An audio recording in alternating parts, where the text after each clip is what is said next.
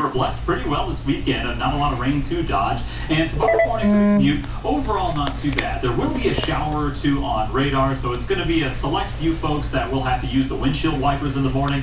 Otherwise, maybe some patchy fog, drizzle, calm winds. Those are a couple of culprits with a lot of moisture in the air that cause things like that. But washout, as far as that's concerned, not looking likely at all. Temperatures stay warm in the low 80s in downtown Greenville as well as Toccoa. 70s though elsewhere. So pretty warm, still very muggy. These dew points above 70, indicative of a very high humidity.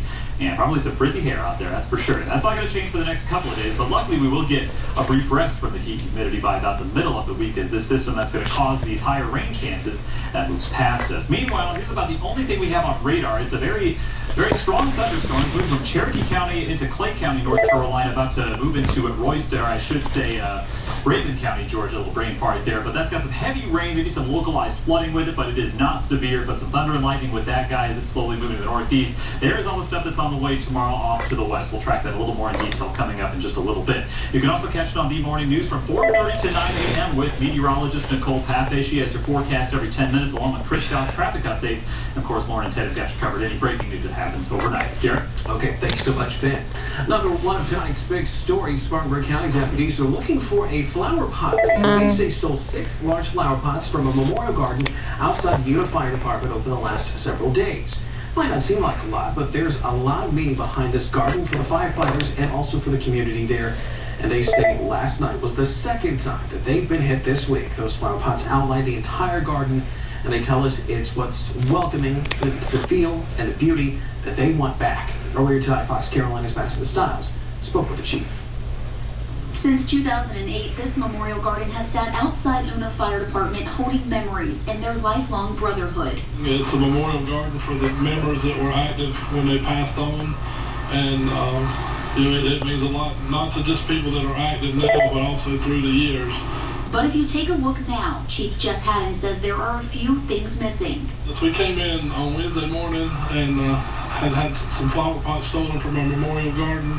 He found out this morning there were even more missing, specifically 2 of these flower barrels and 2 other pots. To come back today to find 4 more missing, it's very disheartening. The garden was built in memory of his father, who spent over 50 years as a firefighter there, and it took them 3 weeks and several $1,000s to finish. Everything you see behind me was donated and built by the firemen and their friends. There was no money spent of taxpayers' money or the fire department's money built on this garden. It was all donations. With several statues and a board listing all of the names of those they've lost. He says the garden was created for the community.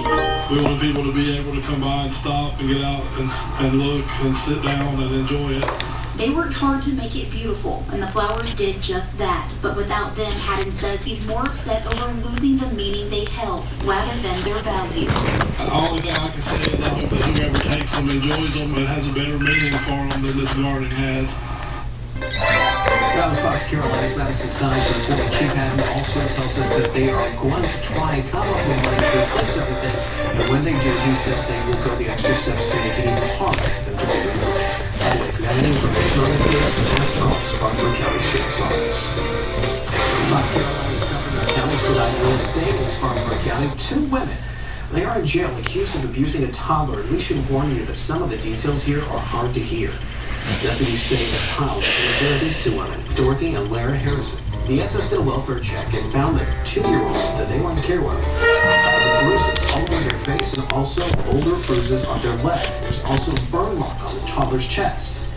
When the 2 women were questioned about the abuse, Dorothy Harrison, the woman on your left, blamed the child for being clumsy. Deputies say she is the child's great-grandmother. A car causes some headaches. The car fire specifically along Interstate 85. Take a look. This was around the Eastland exit earlier this afternoon. You can see really isn't that much left of the car. There's no word yet on what started that fire there. Back in Spartanburg County, a man faces charges after a deadly crash involving a moped. Troopers say Jose Valdez was under the influence when he hit that moped along Highway 29 just before 2 o'clock this morning. Now, 2 people were on the moped, the driver and the passenger. And the coroner tells us that the passenger, Rochelle West, was the one that died at the scene. Valdez faces 2 counts of felony DUI. Well, developing tonight, a special service for a local church. They're getting to hear from their missionaries who were stuck earlier this week in Haiti. Missionaries from Mount Olivet Church in Hartwell, they were stuck for days when the country erupted in protest. They were able to make it back on Thursday, and tonight the missionaries used the special service to talk about their trip. We stopped by to hear what they had to say. The most impactful message that God's been dealing with my heart with, and has been allowing me to learn, is hope and love in Jesus Christ. And that's the main message. That's the point of all of it. Anything we do, it has to be done through hope and love from God and of God. The pastor says the group spent several days of service in Haiti when the embassy ordered them not to leave because of the protests. And while they're happy to be home, they are also ready to go back and serve again if necessary.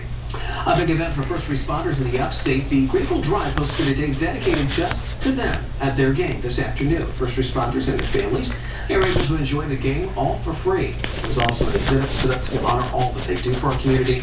We spoke with some of the first responders there about what events like this mean to them.